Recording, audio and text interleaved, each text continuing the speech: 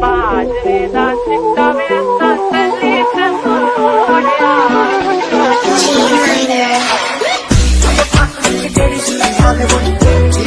ਮੁੰਡਿਆਂ ਦੇ ਸੁਣੇ ਪਾਣੇ ਮੋੜੀ ਸੁੱਕੀ ਵੇ ਤਾਂ ਪਾਣੀ ਮੈਂ ਮਾਇਆ ਨਾ ਵੀ ਹੁੰਦਾ ਤੇ ਮੇਰੇ ਗੱਲ